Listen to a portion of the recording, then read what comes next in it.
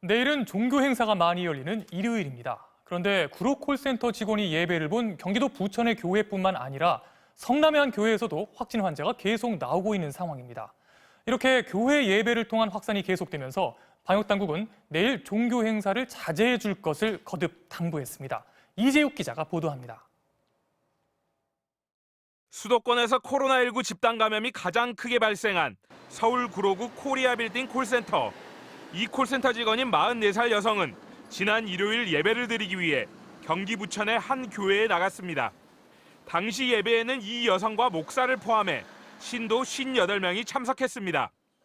이틀 뒤 이 여성은 코로나19 확진 판정을 받았고 이번 주 내내 교회 목사와 신도 13명이 추가로 확진 환자가 됐습니다. 문제는 교회 신도를 넘어 지역사회 감염으로 확대된다는 겁니다. 추가로 확진 판정을 받은 49살 여성은 예배에서 감염된 사실도 모른 채 직장인 부천의 한 요양병원으로 출근했고 환자와 의료진 등 182명과 접촉했습니다.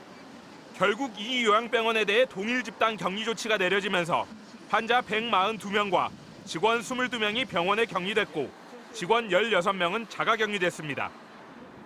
경기도 성남의 한 교회에서도 지난 일요일 예배 이후 확진 환자가 늘고 있습니다. 일요일 예배에 참석했던 34살 남성이 월요일에 확진 판정을 받았고 같이 예배를 본 60살 여성과 남편, 70대 여성도 확진 환자가 됐습니다. 지난주 예배 이후 코로나19 확진자가 교회와 관련해 계속 발생하는 상황이어서 현재는 이렇게 시설이 폐쇄돼 있는 상황입니다. 두 교회의 신도들의 검체 검사가 계속되면서 확진 환자가 더 나올 가능성도 높습니다. 교회가 코로나19 지역사회 전파의 주요 원인이 되자 방역당국은 예배를 삼가할 것을 거듭 요청했습니다. 주말을 맞이하여 종교 행사 등이 열릴 수 있습니다. 종교 행사 등을 자제해 주시고 사회적 거리 두기를 계속해서 실천해 주시고 예배를 통해 감염이 늘고 이에 따라 사회적 비용도 눈덩이처럼 커지고 있지만 일부 교회는 내일 또 예배를 강행하겠다고 밝혀 코로나19 확산 우려는 커지고 있습니다. MBC 뉴스 이재욱입니다.